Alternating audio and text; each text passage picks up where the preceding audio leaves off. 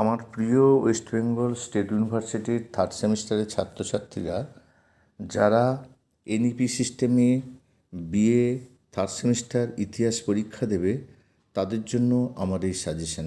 আশা রাখি আমার সাজেশনের প্রত্যেকটি প্রশ্ন তোমরা যদি মন দিয়ে করে যাও তাহলে কমন পেতে তোমাদের কোনো রকম অসুবিধা হবে না। সব প্রশ্নই যে এখান থেকে আসবে সেটা আমি বলে দিতে পারি।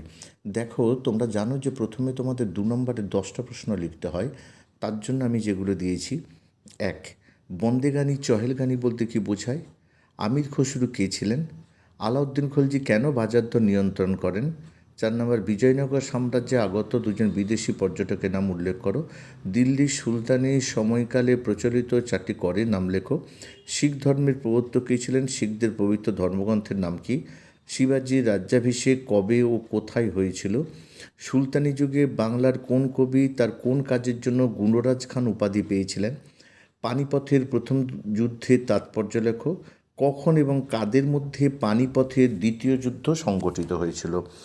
10 নম্বর, আবুল ফজল কে ছিলেন? তাঁর রচিত একটি গ্রন্থের নাম লেখো। মহারানা প্রতাপ কে ছিলেন? 12, শাহজাহানের রাজত্বকালে ভারতে আগত দুজন বিদেশি পর্যটকের নাম লেখো। 13, জায়গিরদারি সংকট কি? 14, কুতুবুদ্দিন আইবক কে ছিলেন? 15, নব্য মুসলমান কারা ছিলেন? কে তাদের দমন করেছিলেন? 16, মালিক কাফুর দ্বারা বিজিত দাক্ষিণাত্যের 2টি রাজ্যের নাম করো। 17, পাইবস ও সিজদা কি? 18, মোহাম্মদ বিন তুগলক কেন তামার মুদ্রা প্রচলন করেছিলেন? 19, 2টি সিলসিলার নাম লেখো। 20, গুরু নানক কে ছিলেন? 21, মোঘল যুগের দুজন ঐতিহাসিকের নাম লেখো। 22, রানা সংঘ কে ছিলেন? 23, মনসবদারি ব্যবস্থা কি? 24, নূরজাহান জুনটা বলতে তুমি কি বোঝো? 25, কে কখন অমৃতসরের স্বর্ণ মন্দির নির্মাণ করেছিলেন? 26, দারা শুকো কে ছিলেন? 27, মহারানা জয়সিংহ কে ছিলেন? 28, 1707 খ্রিস্টাব্দে কেন ভারতীয় ইতিহাসকে জলবিভাজিকা বলে গণ্য করা হয়? 29, কুতুব মিনার নির্মাণ কার্য কে সমর্থন করেন? কার স্মৃতির উদ্দেশ্যে এটি নির্মিত হয়? 30, জিয়াউদ্দিন বারুনি কে ছিলেন? তাঁর লিখিত একটি গ্রন্থের নাম লেখো। 31, বাবরের আত্মজীবনীর নাম কি? এতে কি বর্ণিত আছে? 32, ইবাদতখানা কে কেন প্রতিষ্ঠা করেছিলেন? 33, আইনে আকবরী কে প্রণয়ন করেন? এটিকে কেন ইতিহাসের গুরুত্বপূর্ণ তথ্য হিসাবে গণ্য করা হয়? আর 34, কবুলিয়ত ও পাট্টা কি? এবার 5 নম্বরের জন্য 2টো করতে হয়, দেখে নাও। স্টার চিহ্নগুলো মন দিয়ে করবে। 1, খলজি বিপ্লব বলতে কি বোঝো? 2, সুলতানা রাজিয়া কে ছিলেন? 3, ইকতা ব্যবস্থার রাজনৈতিক গুরুত্ব কী ছিল? 4, মোহাম্মদ বিন তুগলকের যে কোনো 2টি পরিকল্পনার মূল্যায়ন করো। 5, দিনে এলেই বলতে তুমি কি বোঝো?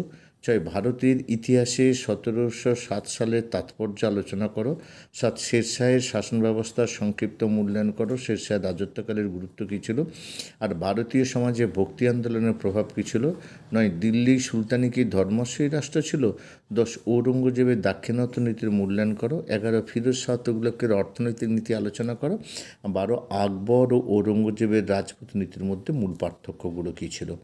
এবার 10 নম্বরের 2টো করতে হয় গ্রুপ সি থেকে, অর্থাৎ বিভাগ গ থেকে। দেখে নাও। 1, দ্রব্যমূল্য নিয়ন্ত্রণ করতে আলাউদ্দিন খলজি কী কী পদক্ষেপ নিয়েছিলেন, সেটা কতটা সফল হয়েছিল? 2, দিল্লি সুলতানি সাম্রাজ্য প্রতিষ্ঠায় ইলতুৎমিশের ভূমিকা আলোচনা করো। 3, আকবর থেকে ঔরঙ্গজেব পর্যন্ত মনসবদারি প্রথার বিবর্তন আলোচনা করো। 4, মোহাম্মদ বিন তুগলকের সংস্কারগুলি মূল্যায়ন করো। 5, 1526 থেকে 1556 পর্যন্ত মোঘল আফগান দ্বন্দ্বের পরিচয় দাও। 6, ভারতবর্ষের সুফি আন্দোলনের পটভূমি ও প্রভাব আলোচনা করো। 7, একজন সংস্কারক হিসাবে শেরশাহের কৃতিত্বের মূল্যায়ন করো। আর বাংলার ইলিয়াস শাহী রাজবংশের সামাজিক, রাজনৈতিক ও সাংস্কৃতিক কৃতিত্ব আলোচনা করো।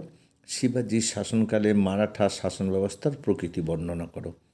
যদি ভিডিওটি তোমাদের ভালো লেগে থাকে তাহলে অবশ্যই বন্ধুদের শেয়ার করে তাদেরও জানতে সাহায্য করবে।